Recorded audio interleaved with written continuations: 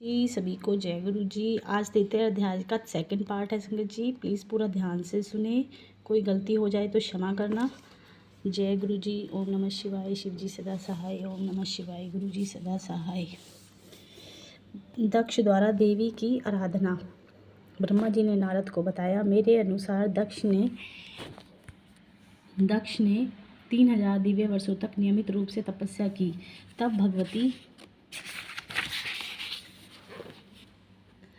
तब भगवती जगदम्बा ने उन्हें दर्शन दिए। भगवती जगदम्बा दक्ष के मनोरथ को पहले से ही जानती थी। उन्होंने दक्ष प्रजापति से वर मांगने को कहा तो दक्ष ने कहा, पूर्वानुतर भगवान ने रुद्र का अवतार लिया, उसने अभी तक अवतार ग्रहण नहीं किया। बताओ शिव की पत्नी कौन बने? आप ही तो उनको मोहित करके उनकी पत्नी बनो। इस पर भगवती जगदम्बा ने दक्ष को वरदान दिया कि तुम्हारी पत्नी के गर्भ से पुत्री के रूप में मैं जन्म लूंगी और कठिन तप करके शिव जी की पत्नी बनूंगी। यह सुनकर दक्ष प्रजापति अति प्रसन्न हुए तथा देवी अंतर्धान हो गई।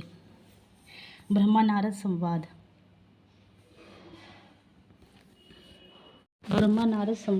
ब्रह्मा जी ने नारद को बताया, दक्ष ने बहुत ही मानसिक सृष्टि की, परंतु उसका विकास नहीं हुआ। उन्होंने मुझसे इसका उपाय पूछा तो मैंने दक्ष को उपाय सुझाया। तब दक्ष ने प्रजनन अंग के उत्पन्न कन्या वीरनी को अपनी पत्नी के रूप में ग्रहण किया और उसने मैथुन धर्म स्वीकार किया। वीरनी ने दक्ष ने हर्षव नाम के 10,000 पुत्र उत्पन्न किए। अपने पुत्रों से दक्ष ने सृष्टि का अवतार विस्तार करने को कहा, परंतु हे नारद, वे तुम्हारे उपदेश के कारण प्रवृत्ति छोड़ निर्वृत्ति के उपासक बन गए। इसके बाद दक्ष ने पंचजन्या से सब लास्व नामक 1000 पुत्र उत्पन्न किए, परंतु वे तप में लीन हो गए। इससे दक्ष को बड़ा दुख हुआ और उन्हें श्राप दिया कि तुम पृथ्वी पर स्थिर नहीं रह सकोगे। तुमने साधु स्वभाव से उस श्राप को स्वीकार कर लिया। उसके पश्चात दक्ष ने अपनी पत्नी के गर्भ से 60 कन्याओं को जन्म दिया और उसका विवाह बचाया। उसने 10 कन्या धर्म को, 13 कन्या कश्यप ऋषि को दी, 2 भूता गिरस को तथा केशाशव को और शेष गरुड़ को दे दी। उनकी संतानों से तीनों लोग भर गए। उनके पश्चात दक्ष ने फिर देवी की आराधना की। तब देवी बालक का रूप धारण कर माता के पास आकर बैठ गई और रोने लगी। उसने विलाप को सुनकर अनेक स्त्रियों और दासियों को वहां आ गई। सारे नगरवासी जय जयकार करने लगे।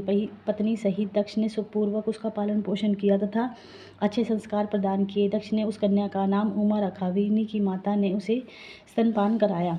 सती की तपस्या। ब्रह्मा जी बोले, जब सती बड़ी हो गई और उसके पिता दक्ष ने उसके विवाह का विचार किया, पिता की इच्छा जानकर सती ने अपनी माता से शंकर भगवान के साथ विवाह करने की इच्छा जाहिर की। माता के कहने पर सती ने घर में ही शिवजी की आराधना प्रारंभ कर दी। आश्विन माह की नंदा तिथि ने गुड़, चावल, नमक आदि से शिवजी का पूजन किया। सती 1 वर्ष तक इसी प्रकार शिवजी का पूजन व तप करती रही। ब्रह्मा जी बोले, हम देवता सती के तप को देखने के लिए गए और विष्णु जी शिवजी के पास गए। हमने वहां पहुंचकर हाथ जोड़कर उसकी स्तुति की। हमारी स्तुति से प्रसन्न होकर शिवजी ने हमारे आने का कारण पूछा। हम दोनों ने कहा, हे स्वामी, आप हमारा साथ दीजिए। हम दोनों ने स्त्री स्वीकार कर ली है। अब आप भी देवताओं की भलाई के लिए कोई स्त्री स्वीकार कीजिए। शंकर जी बोले, हे ब्रह्मा जी, हे विष्णु जी, मुझ पर अवधूत और स्त्री की क्या आवश्यकता है? मुझे यह बात उचित नहीं लगती, क्योंकि मैं एक तपस्वी और संसार के से विरक्त हूँ। मुझे तो योग में ही आनंद मिलता है। आप लोगों ने हठ से तथा भक्तों का अनुग्रह की इच्छा से मैं विवाह कर भी लूँ तो आप उस काम को रूपिणी योगिनी को तैयार कीजिए जो मेरे तेज को सहन कर सके।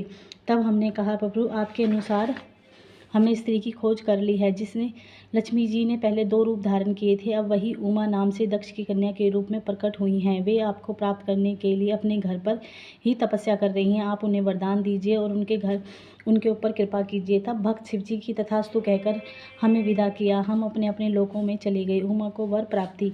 इधर सती ने नंदा व्रत का अनुष्ठान किया। शंकर भगवान उन्हें दर्शन देने गए। सती ने लज्जावश से झुकाकर अपने चरणों में प्रणाम किया। शिवजी ने उमा को आशीर्वाद दिया और वे वर मांगने के लिए कहा। सती बोली, प्रभु, आप मुझे अपनी पत्नी बनाकर मुझे कृतार्थ करें। शिवजी बोले, तथास्तु। सती बोली, हे प्रभु, मेरे पिता के समक्ष विधि पूर्वक विवाह करके मुझे अपनी अर्धांगिनी स्वीकार कीजिए। तथास्तु कहकर शिवजी हिमालय पर चले गए। उन्होंने मुझे स्मरण किया। मेरे उपस्थित होने पर उन्होंने दक्ष के पास कन्यादान हेतु भेजा। मैंने दक्ष से हाथ जोड़कर कहा कि तुम अपनी कन्या का हाथ भगवान शिवजी को सौंप दो। यह सुनकर दक्ष की प्रसन्नता का ठिकाना न रहा। सती ने भी अपने तप की सिद्धि का समस्त वृतांत सखियों के द्वारा माता के पास भिजवा दिया। दक्ष के तैयार होने पर समाचार मैंने शिवजी को जाकर सुनाया। शिव सती का विवाह। ब्रह्मा जी ने बताया, मेरे शिवजी के पास पहुंचने पर उन्होंने सती की कुशलक्षेम पूछी और दक्ष का विचार भी पूछा। मैंने सत्तावता देते हुए भगवान शिव को सब समाचार सुनाए। दक्ष अपनी पुत्री का विवाह आपसे करने को सहमत है। आप सब मुहूर्त और लगन विचार कर पानी ग्रहण कीजिए। विष्णु जी स्मरण करने पर गरुड़ सहित आ गए। मेरे सभी मरीचि आदि पुत्र भी विवाह में सम्मिलित होने के लिए आ गए। चैत्र शुक्ल त्रयोदशी की फाल्गुनी नक्षत्र में शिवजी ने रविवार को प्रस्थान किया। देवताओं तथा शिव गणों ने बड़ा उत्सव मनाया। नंदीश्वर पर आरूढ़ होकर भगवान शिव शीघ्र ही दक्ष के यहाँ पहुँचे। दक्ष ने विधिपूर्वक भगवान शिव जी का स्वागत किया। शुभ लगन में सतीज का कन्यादान किया। सभी देव किन्नरों ने तथा मुनियों ने शिव जी की स्तुति की। नृत्य गान आदि करके भारी उत्सव मनाया। ब्रह्मा जी पर शिव जी का कोप। दक्ष ने सती को अपार दहेज देकर विदा किया। विष्णु जी ने शिव जी के यहाँ पहुंचकर प्रणाम करके कहा, हे प्रभु, आप जगत पिता हैं तथा सती जी जगत माता हैं। आप इनके साथ जगत का कल्याण कीजिए। ब्रह्मा जी ने बताया, शिव जी और सती ने मेरी आज्ञा से अग्नि की प्रदक्षिणा की तथा नृत्य आदि का उत्सव हुआ है। शिव जी की माया ने देवों, मनुष्य आदि सबको मोहित कर लिया। मैं भी उनकी माया से मोहित हो गया हूँ। विवाह के समय सती को देखकर मैं कामासक्त हो गया। मैं सती के मुख को देखने के लिए इच्छा करने लगा, परंतु पतिव्रता सती ने अपना मुख ढक रखा।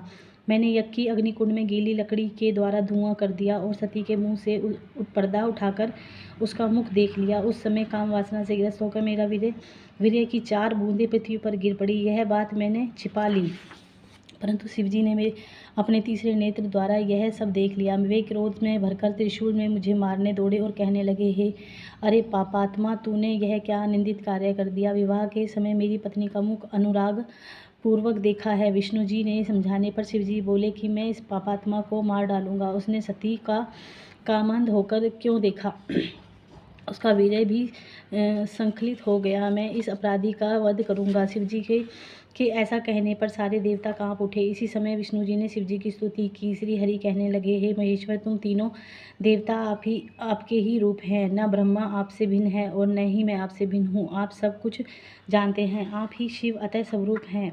आप में नित्य दीर्घ आदि कोई भी विशेषण नहीं है। विष्णु जी ने इस प्रकार समझाने पर शिवजी प्रसन्न हुए और उन्हें माफ कर दिया। ब्रह्मा की विरूपता का वर्णन। हे नारद, शिवजी ने मुझके क्षमा कर देने से सभी देवता भगवान शंकर की स्तुति करने लगे। मैंने भी पूरी तरह से उनकी स्तुति की। तब भगवान शंकर सबके सामने मुझसे बोले, हे ब्रह्मा, अब तुम निर्भय हो जाओ और मेरी आज्ञा से अपना मस्तक स्पर्श करो। शिवजी मेरे मस्तक पर जा बैठे और मैंने उनका स्पर्श किया। जब सब देवों के सामने लज्जित होकर मैंने शिवजी से क्षमा याचना की। मैंने पाप शुद्धि का उपाय पूछा। तुम मेरे दिए इसी रूप में मेरी आराधना करो। मनुष्योचित कार्य करने से मुझे पृथ्वी पर मनुष्य रूप में विचरण करने का आदेश मिला, क्योंकि जब मनुष्य मुझे ब्रह्मा को घूमता देखेंगे तो वे भी पर स्त्री गमन के पाप से बचेंगे। मेरे वीर्य की 4 बूंदें पृथ्वी पर गिरी थी। इससे आकाश में 4 बादल हुए, सामवर्त, आवर्त, पुष्कर और द्रोण। ऋषियों को देखते ही ये मेघ बन गए। दक्ष ने विवाह का संस्कार के पश्चात शंकर जी को आनंद से विदा किया।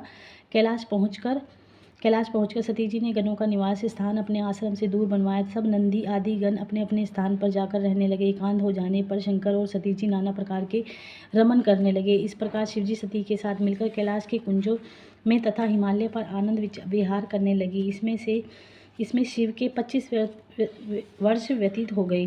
शिव सती का हिमालय गमन। ब्रह्मा जी ने बताया, एक दिन वर्षा हो रही थी। सती ने भगवान शंकर से कहा, वर्षा ऋतु आ गई है, अब हमें कैलाश, हिमालय, काशी या पृथ्वी पर रहने योग्य स्थान पर निवास करना चाहिए। इस पर तत्वों के ज्ञाता भगवान शंकर ने कहा, मैं तुम्हारे साथ जहाँ भी रहूँगा वहाँ मेघ नहीं आ सकते। वर्षा काल से भी मेघ हिमालय के नितंब पर ही घूमते रहेंगे, इससे आगे वह भी नहीं आएंगे। यह समझकर अब तुम्हें जिस पर्वत पर निवास करना है वह मुझे बताइए।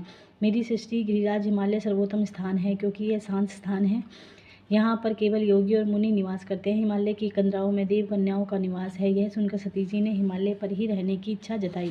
सती के कहने पर भगवान शंकर सती को हिमालय पर्वत पर ले गए। वहाँ भी प्राकृतिक छटा अनुपम थी। वहाँ पर भगवान शंकर जी ने सती जी के साथ 10,000 वर्ष तक निवास किया।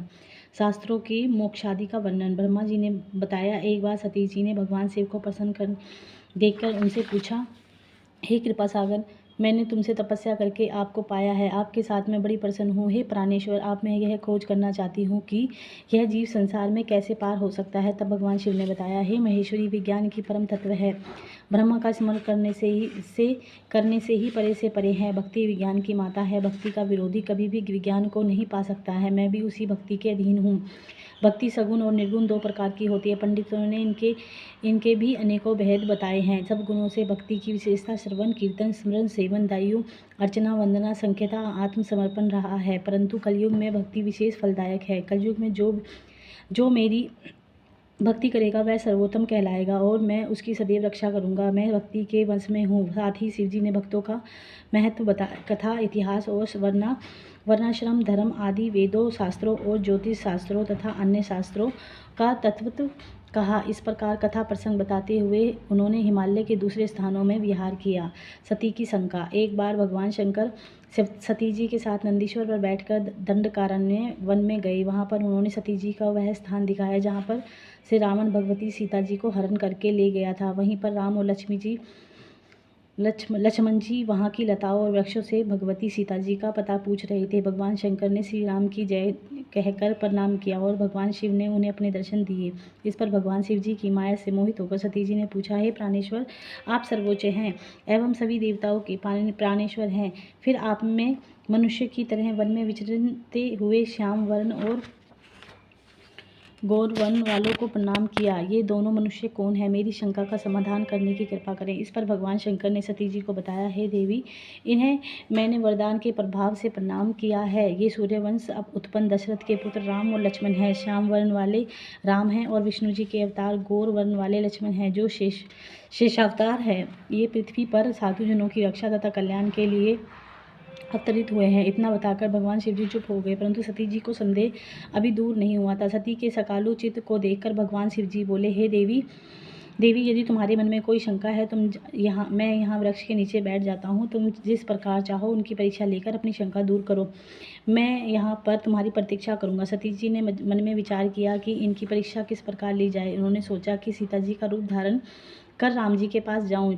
यदि राम वास्तविक रूप से विष्णु के अवतार हैं तो वे मुझे पहचान लेंगे, अन्यथा नहीं। जब सीता का रूप धरकर राम के पास गई तो सती को सीता के रूप में देखकर श्री राम ने शिव जी का नाम लेकर मुस्कुराकर उन्हें प्रणाम किया और बोले, हे सती माता, इस समय शिव जी कहाँ हैं? तुम अकेली ही इस वन में क्यों घूम रही हो? हे माता, आपने अपना रूप त्याग कर यह सीता का रूप धारण क्यों किया है? यह सुनकर सती जी को बड़ा आश्चर्य और लज्जित हो गई।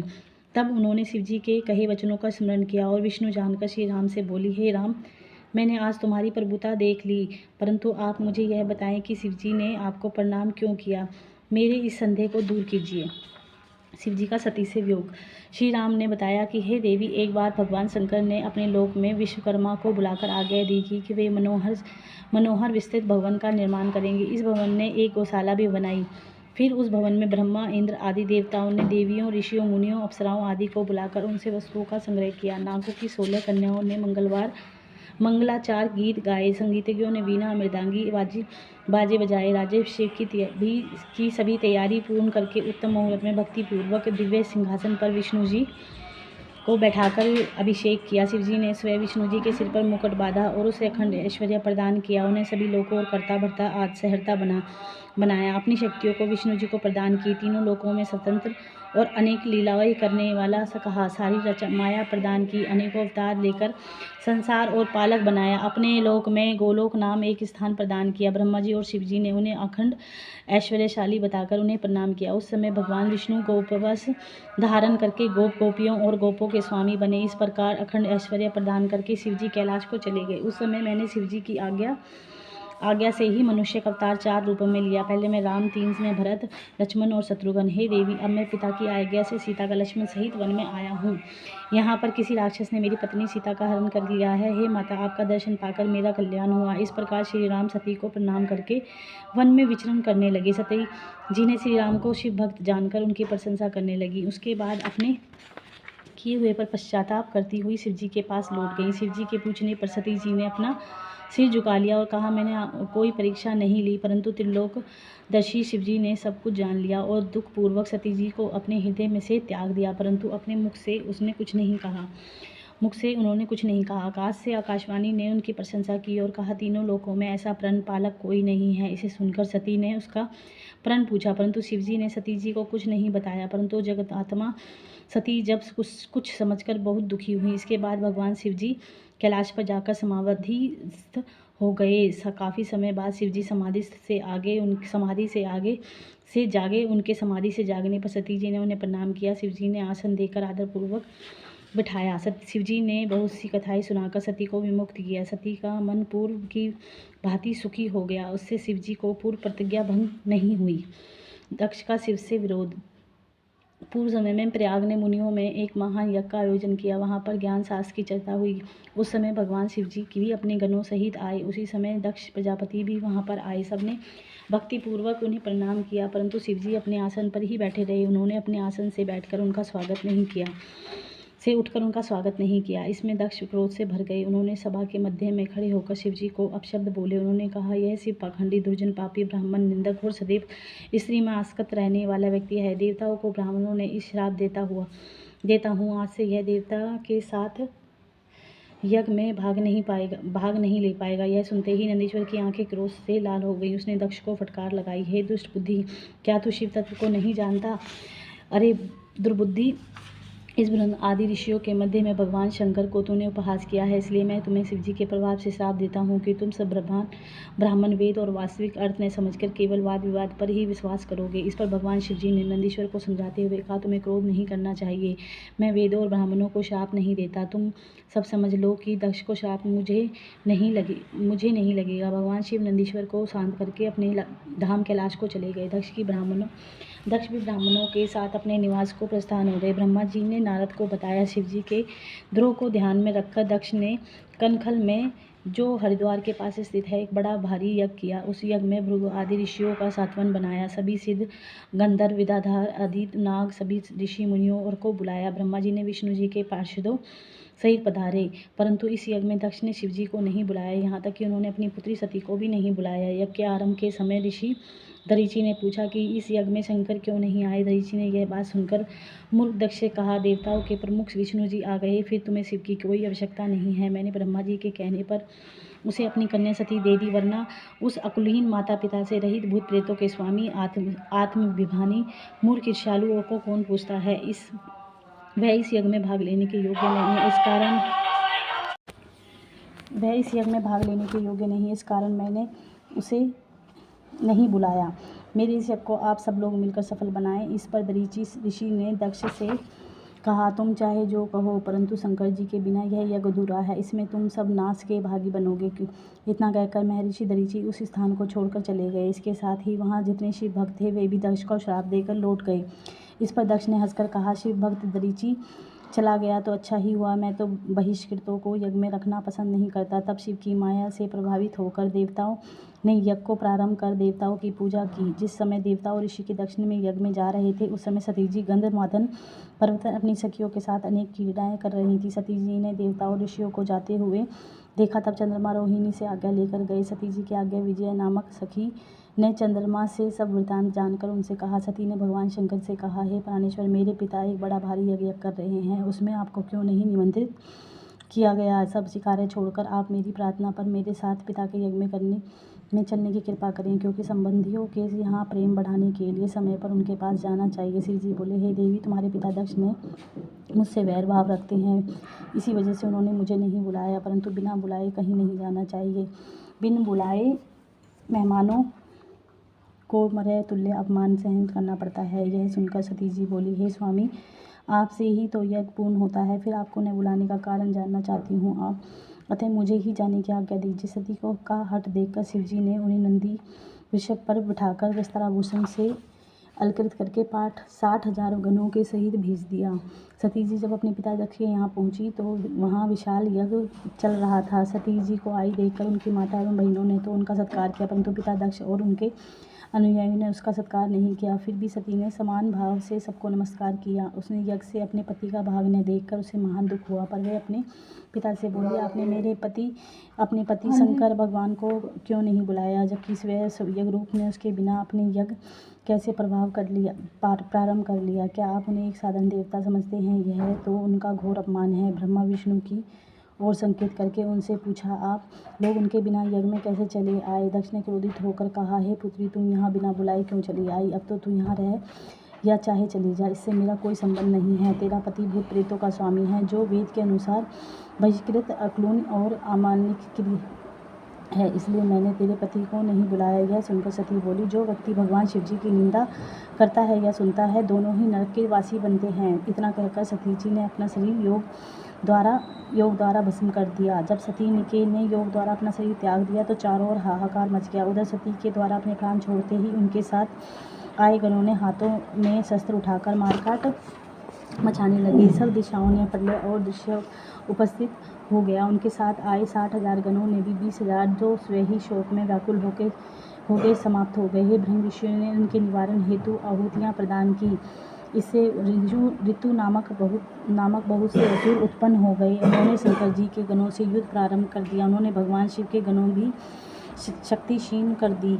यह दृश्य देखकर आकाशवाणी हुई कि हे मूर्ख दक्ष, तूने बड़ा अनर्थ कर डाला है। तूने स्वतः आई अपनी पुत्री का अपमान कर डाला। तुझे तो शंकर जी और सती जी का पूजन करना चाहिए था। यह तो अनादि शक्ति, जगत की सृष्टा और कल्पनात्मक सहसारिका है। इस प्रकार भगवान शंकर ही सबके स्वामी और कल्याणकर्ता हैं। उनके दर्शन मात्र से ही संपूर्ण लोगों को फल प्राप्त हो जाता है। तुमने उनका सत्कार नहीं किया, इसी कारण तेरा यज्ञ नष्ट हो गया है। हे दक्ष प्रजापति, शिव जी की पूजा किए बिना तेरा कल्याण संभव नहीं है। शिव जी के विमुख होने पर कोई भी देवता तेरी सहायता नहीं कर सकता।